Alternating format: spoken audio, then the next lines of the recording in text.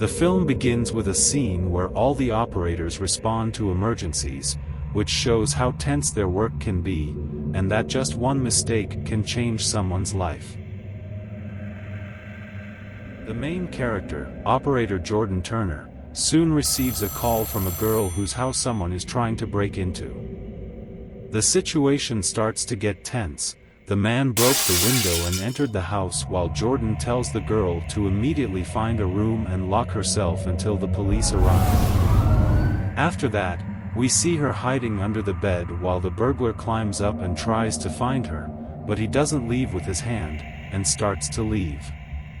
However, the girl accidentally hung up on the operator, who immediately called her again out of panic. The burglar heard the sound of the phone and started to go back upstairs. After that we see a scene where he finds her under the bed and takes her out. While the operator tries to divert his thoughts and tells him that the police are already on their way and not to do what he intends, he replied with, "It's already done," where we hear a scream and the call is cut off. Desperate for the mistake she made, Jordan is angry with herself and goes to a quiet room to clear her mind. Here comes her colleague who tries to explain to her that it is not her fault and that she tried her best and that if she cannot deal with such cases, she should leave this job. The next day, Jordan returns to work where she teaches new operators how to do this job and what they need to be prepared for. After that, a scene with two girls in the shopping center starts, after which one goes to the parking lot to her car. While she was coming to her car, someone who was leaving the parking lot almost hit her with a car, and immediately comes out to apologize to her. She picks up the broken phone from the floor and the man takes the opportunity to cover her mouth and knock her unconscious.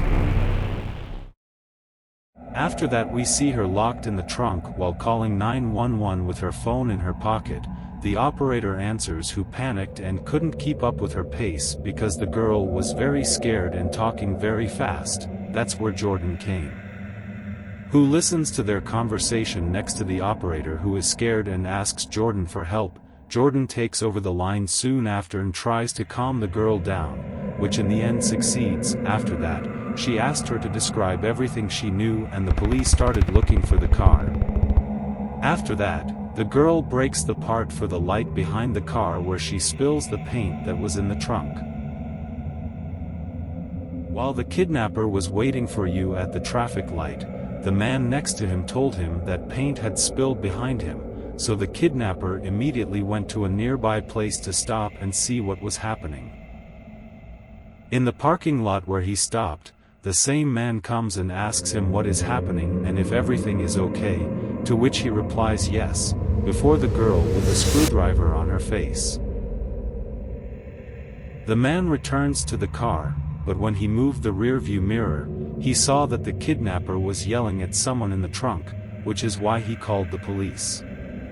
Soon after that, the kidnapper comes to his car with a shovel, breaks the window and the phone, and not long after that kills the man on the spot, gets back in the car and continues on.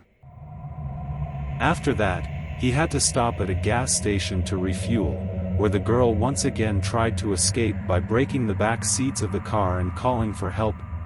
However, the kidnapper also kills the man who came to help her.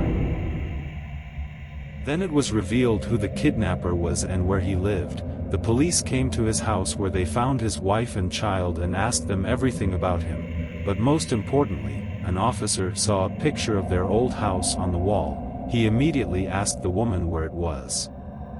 She knocks, and soon after the police moved towards her. They couldn't find anything there even though they searched everything. They just couldn't find any sign that the kidnapper was near. Jordan could not accept another defeat and goes to check that house herself. When she arrived, she managed to find a passage in the grass to a strange basement where she found the kidnapper and the girl. After hiding in a long struggle, Jordan manages to free the girl and the bonds of the kidnappers in the basement.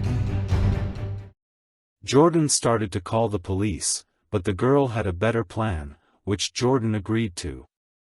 They left him down there alone without anyone knowing where he was and made up a story that the girl was found in the forest and no one knew where he was.